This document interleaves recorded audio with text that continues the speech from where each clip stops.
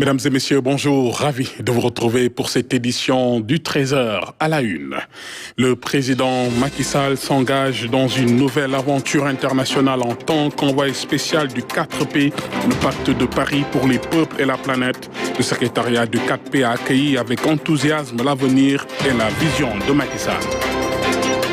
Bassirou Diomaye Faye, fraîchement élu à la tête du Sénégal, a prononcé ses premiers mots en tant que président de la République. Un discours attendu symbolisant le début d'une nouvelle ère pour le Sénégal. Vous l'entendrez dans ce 13. Pendant ce temps, les experts électoraux apportent leur sceau d'approbation au scrutin présidentiel. L'Union européenne et la société civile africaine saluent la bonne organisation et la transparence de l'élection. Et puis enfin, dans le JT des régions, nous irons à Ziguinchor pour un voyage au cœur des traditions sénégalaises avec l'ouvrage de l'anthropologue Abdoundoukhour Katchundao et le photographe Matar Ndour, un trésor de savoir et d'images qui nous plonge dans les cultures richement tissées du Sénégal.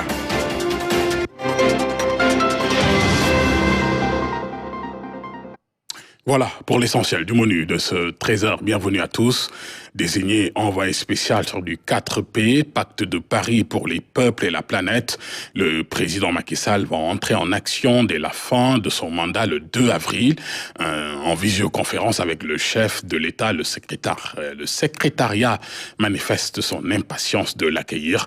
La séance de travail a porté sur l'agenda et les enjeux sur lesquels le président Macky Sall est attendu. Oumar Nying. Sur le départ, le président Macky Sall se projette déjà vers son prochain poste.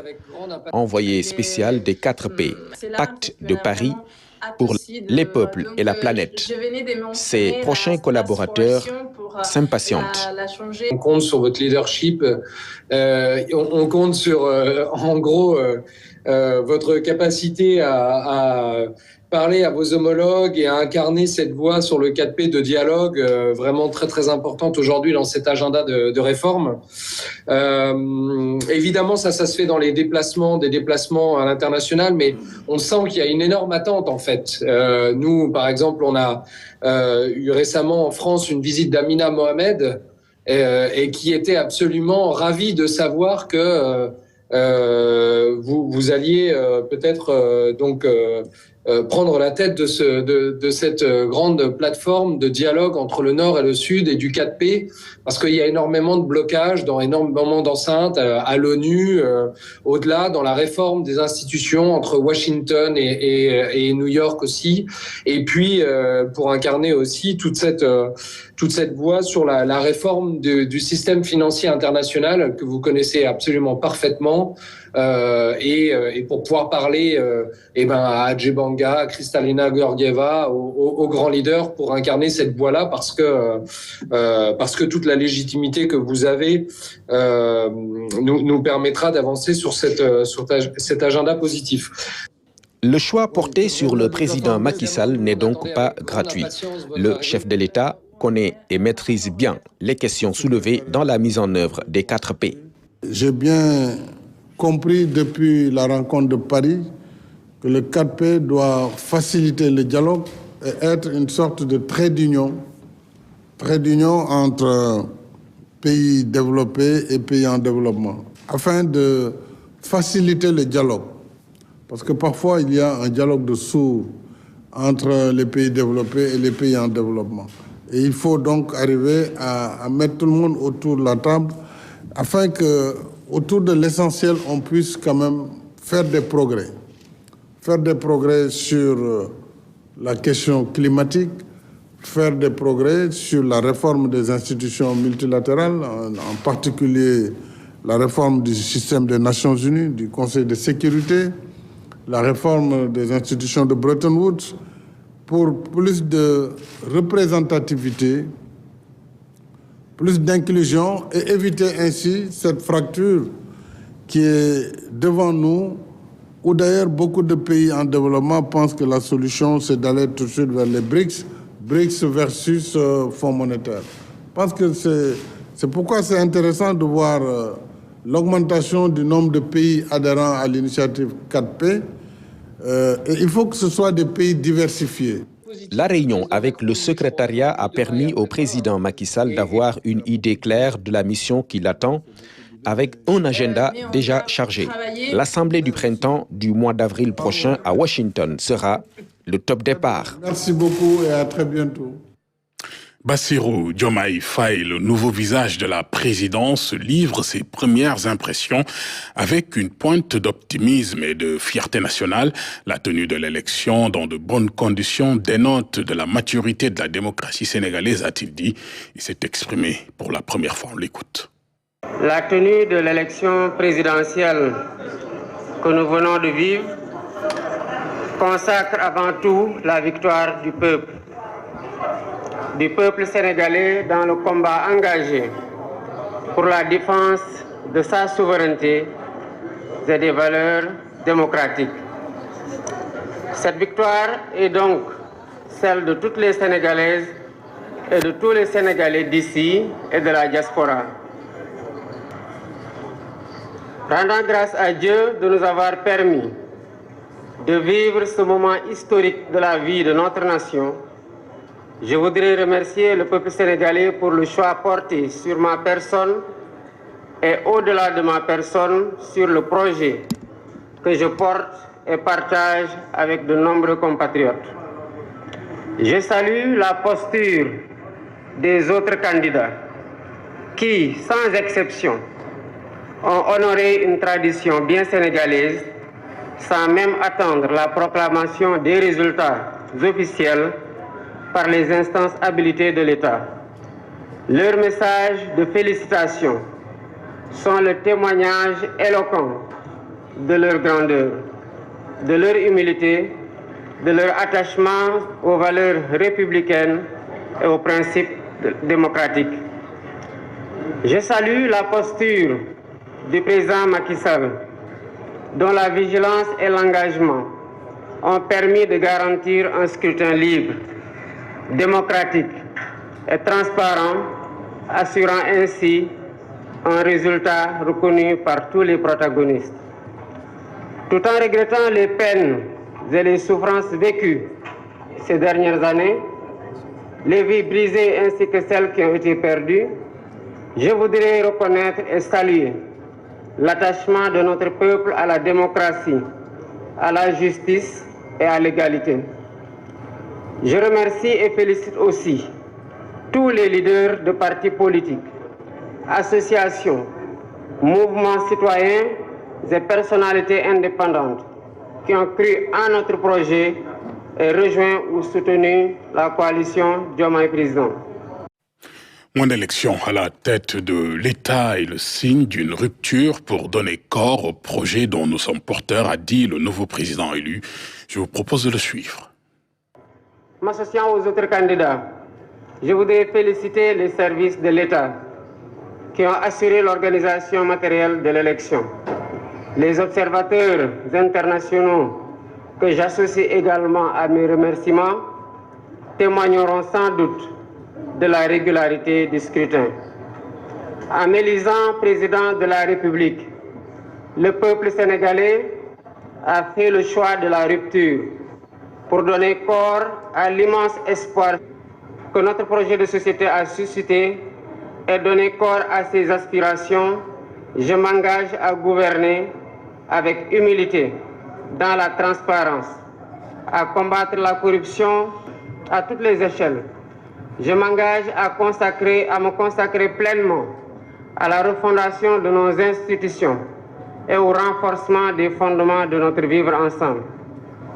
Je lance un appel à nos frères et sœurs africains pour qu'ensemble nous consolidions les acquis obtenus dans les processus de construction de l'intégration de la CEDEAO, tout en corrigeant les faiblesses et en changeant certaines méthodes, stratégies et priorités politiques. Je mènerai des actions similaires avec la même abnégation pour l'unité et l'intégration politique et économique du continent. Je voudrais dire à la communauté internationale, à nos partenaires bilatéraux et multilatéraux, que le Sénégal tiendra toujours son rang. Il restera le pays ami est l'allié sûr et fiable de tout partenaire qui s'engagera avec nous dans une coopération vertueuse, respectueuse et mutuellement productive. J'ai une pensée pour les femmes et les jeunes. Une partie importante des ressources de la nation sera mobilisée pour abréger leurs souffrances et leur manque de perspective. Nous travaillerons de manière acharnée et méthodique autour des chantiers prioritaires dont les plus importants à nos yeux sont la réconciliation nationale et la reconstruction des bases de notre vivre ensemble, la refondation des institutions, l'allègement sensible du coût de la vie, les concertations nationales inclusives, sectorielles sur l'évaluation et la relance des politiques publiques. Mes chers compatriotes, cette élection est intervenue dans un contexte marqué par une crise préélectorale qui aura coûté des vies, qui aura fait de nombreux blessés, qui aura vu de nombreux patriotes emprisonnés. Nous entendons tourner cette page pour réconcilier les cœurs, réconcilier les Sénégalais et nous mettre inlassablement au travail qui devra marquer et réaliser l'espoir qui a été suscité par mon élection et le projet dont je suis porteur. Le concert de félicitations internationales continue de résonner pour Bassirou Diomaye Faye. Le président gambien Adama Barrow apporte sa voix au cœur des leaders mondiaux. Je cite, « Je félicite M. Bassirou Diomaye Faye pour sa victoire à l'élection présidentielle et salue le peuple sénégalais pour ce scrutin qui s'est tenu dans la paix. Je suis optimiste quant aux relations cordiales entre la Gambie et le Sénégal qui seront sans doute renforcées, dira-t-il. Et pendant ce temps, l'Union européenne apporte son sceau d'approbation au scrutin présidentiel du 24 mars 2024. Elle salue son calme, sa transparence et son organisation irréprochable avec une centaine d'observateurs mobilisés pour veiller sur chaque étape du processus électoral. Cette élection se pose comme un modèle de démocratie. Salut Sec. L'élection présidentielle du 24 mars dernier s'est déroulée en présence de 100 représentants de l'Union européenne, des experts électoraux et des observateurs présents dans 406 bureaux de vote répartis dans 40 départements. Un déploiement qui a permis à la mission de constater le bon déroulement du scrutin. L'ouverture, le vote même et la clôture ont été évalués très positivement par tous nos observateurs. Pour l'ouverture, le dispositif était en place, les bureaux ont ouvert à temps, avec affluence des électeurs, surtout le matin. Les procédures ont généralement été respectées avec professionnalisme par les membres du bureau de vote. Les électeurs ont pu faire leur choix librement dans une ambiance paisible et ordonnée. Des représentants des candidats ont été vus dans l'ensemble des bureaux de vote, notamment ceux des candidats Amadou Ba et Bassirou Diomaye Faye, qui ont été présents dans plus de 90% des bureaux de vote observés. Cette présence a évidemment contribué aussi à la transparence du processus.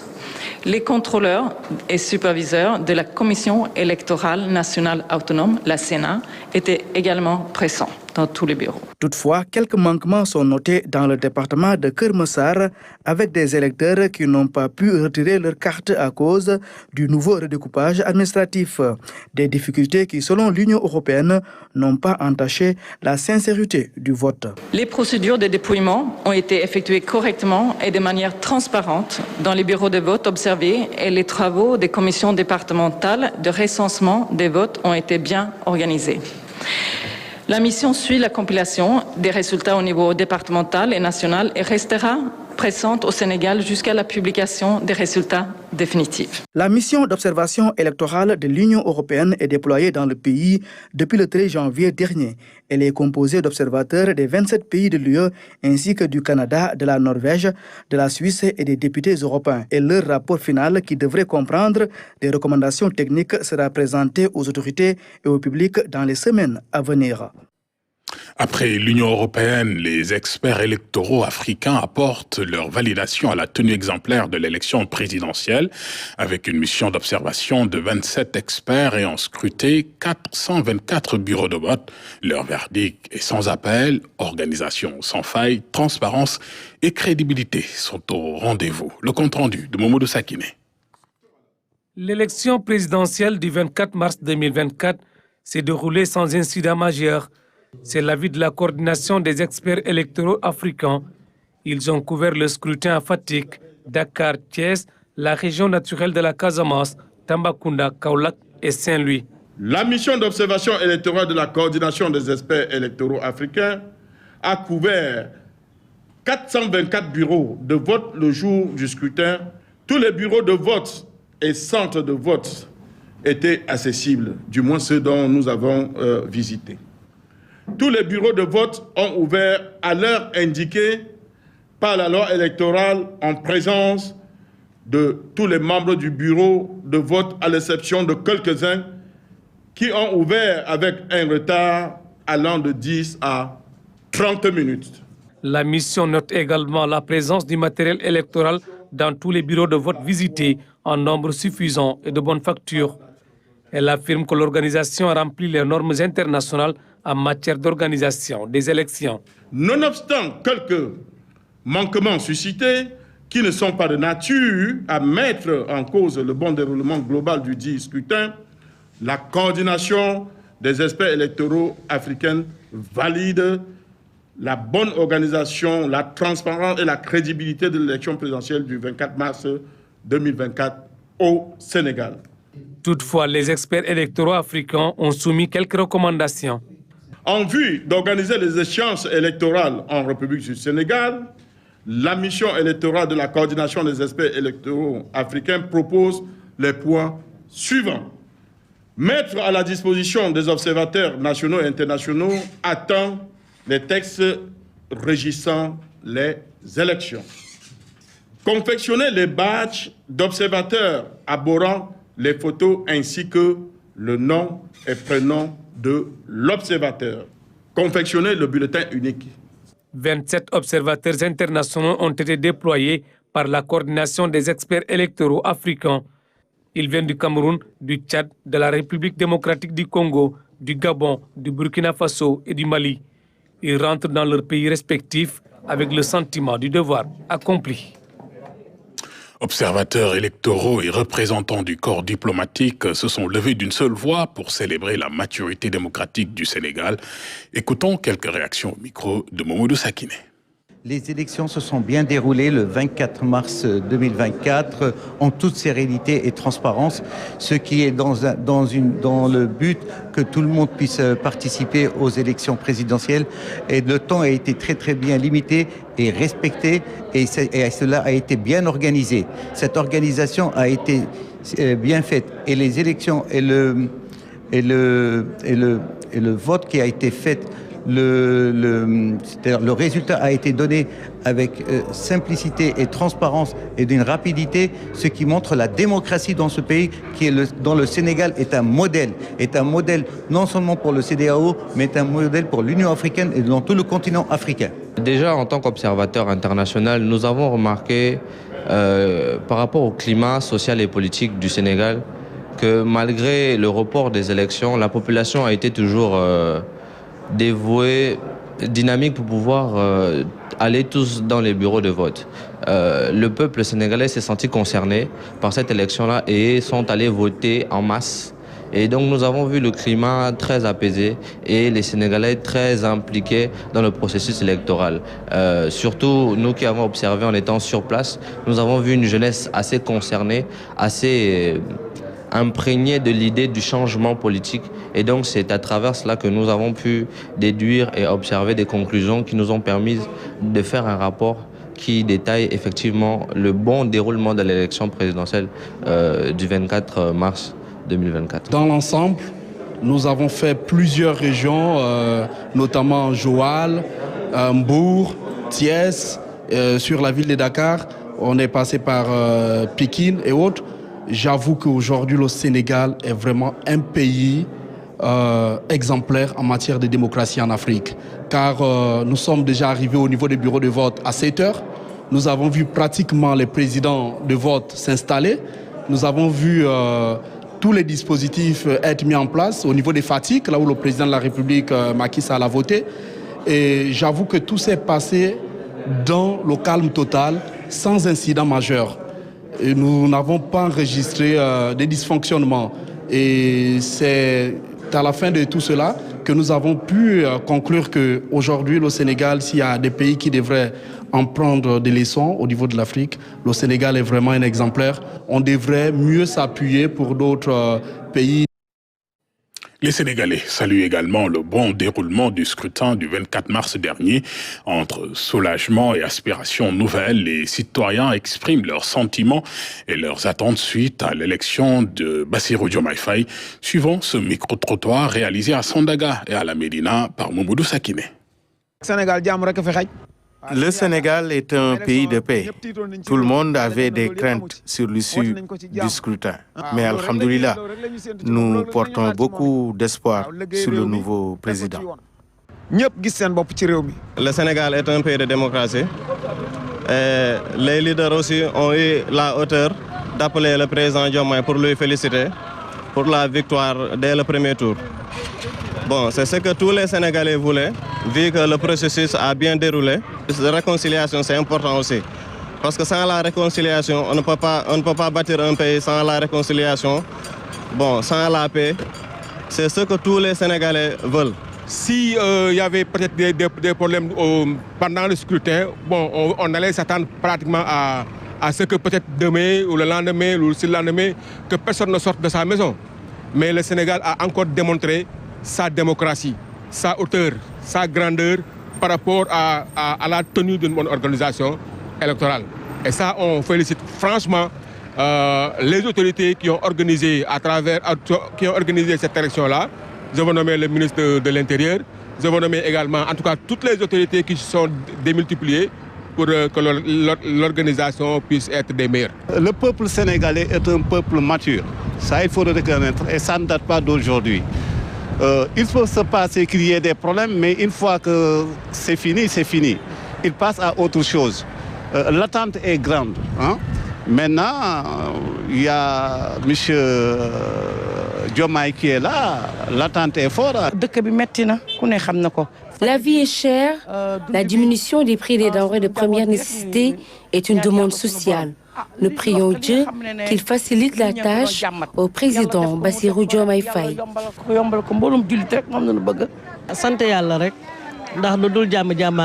Nous remercions Dieu. L'élection présidentielle s'est déroulée dans la paix. Le Sénégal vient de montrer à la face du monde qu'il est un peuple mature.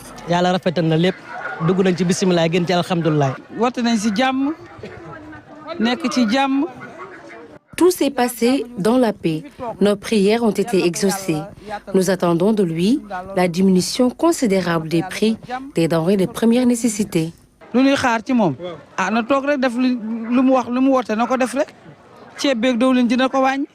que je peux dire, c'est que les élections seront bien déroulées et qu'on attend beaucoup de choses envers le président. Donc j'espère qu'il va satisfaire les jeunes comme ils l'ont élu et qu'on lui souhaite que du meilleur, tout simplement. Les jeunes ont fortement contribué à son élection. Nous attendons du président Diomaye Faye la création d'emplois, surtout pour les marchands ambulants.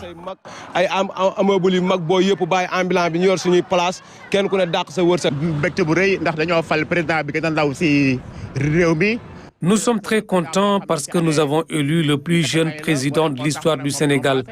Nous espérons que le pays va retrouver sa souveraineté. Sénégal jëm kanam. Diomaye Faye xanaa kay liñ ko jiñ mu fay ñu ko rek wax dëgg yàlla parce que jeunesse bi yëpp. Toute la jeunesse était derrière le président Diomaye Faye. Donc nous attendons énormément de lui.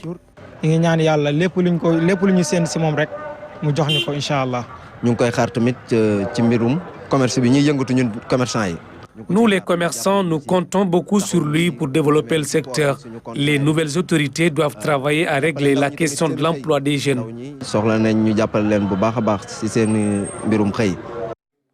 Place maintenant à l'actualité de nos régions.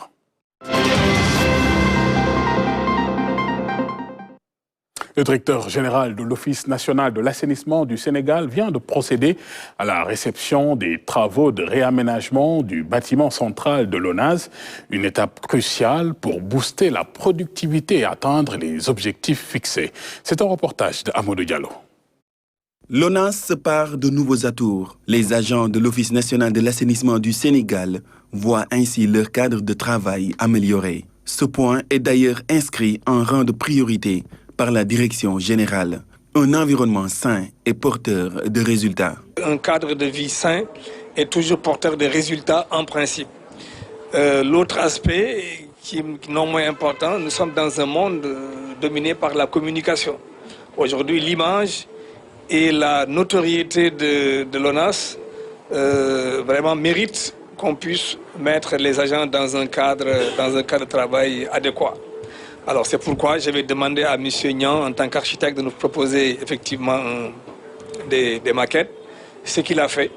Et les moyens ont été mis en place. Aujourd'hui, je pense que ce cadre-là, en tout cas cet accueil, est digne de toutes les autres entreprises qui nous ont devancés un peu dans le secteur. L'œuvre de rénovation du bâtiment central de l'ONAS répond à la volonté réaffirmée du top management de faire de l'Office national de l'assainissement du Sénégal une grande institution. Ainsi, les travaux vont se poursuivre. Ce travail va se poursuivre. Dans les prochains jours, nous allons engager les travaux au niveau du rez-de-chaussée là. Et le département de la communication va déménager là-bas, des bureaux vont être aménagés pour le département donc en charge de la communication. Ensuite, très tôt, rapidement également, dans les jours à venir, nous allons démarrer les travaux du nouveau bâtiment qui va donc comporter un centre de documentation, un restaurant et je pense une salle de sport, sans compter la mosquée. Les locaux de l'ONAS projettent désormais une image plus attrayante.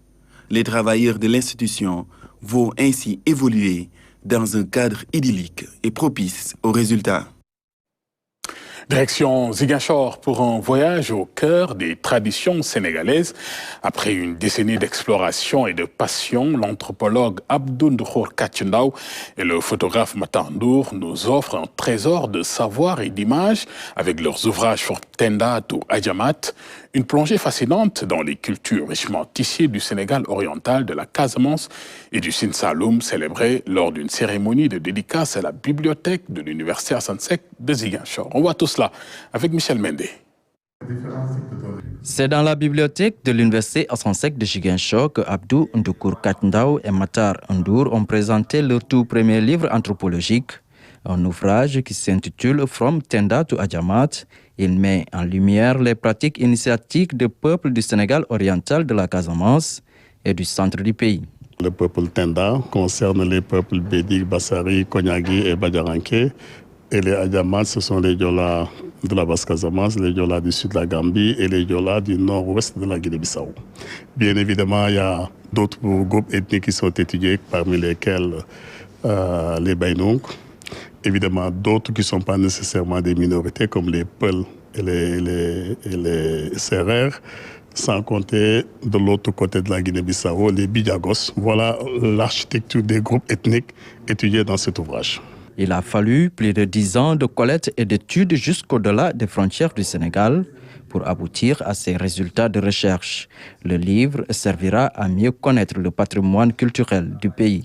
L'idée, c'était de pouvoir raconter une histoire à nous. Et pour ça, il fallait nécessairement aller à la rencontre de ces peuples et de discuter avec eux, de partager leur quotidien et puis de leur faire part de cet engagement que nous avons eu à faire la promotion de nos identités et de nos cultures. Parce qu'on se dit en tant que contemporains, et puis nous avons notre responsabilité et c'est par responsabilité et par devoir de le faire. Et pour ça, donc on ne lésine pas sur nos moyens, on ne lésine pas sur notre capacité physique et mentale pour vraiment pouvoir réaliser ce travail. Cet ouvrage de 150 pages illustré par des photos atypiques témoigne de l'histoire et du vécu des communautés en question. Nous sommes tous issus d'une identité culturelle, quelle que soit notre couleur de peau. Nous avons des rites et des rituels qui nous formatent depuis notre existence et vraiment jusqu'à la mort. C'est un livre vraiment qui interpelle tout le monde parce que c'est notre identité, c'est notre personnalité, c'est aussi notre manière de vivre en société. Pour les auteurs, ce livre est une contribution à la préservation des cultures. On ne connaît pas beaucoup nos expressions culturelles. Alors c'était important, particulièrement pour ces groupes ethniques, de développer une approche qui est à la fois photographique et à la fois, bien évidemment, anthropologique et même visuelle, pour évidemment faire de la didactique compréhensive de ces minorités ethniques qui existent pourtant au Sénégal, mais relativement méconnues. Après From Tenda to Adjamad, le duo travaille sur pas moins de 5 projets de publication. Il ne manque que les moyens pour les mettre à la disposition des lecteurs. Ainsi va l'actualité de ce mercredi après-midi, mesdames et messieurs. Merci de nous avoir suivis.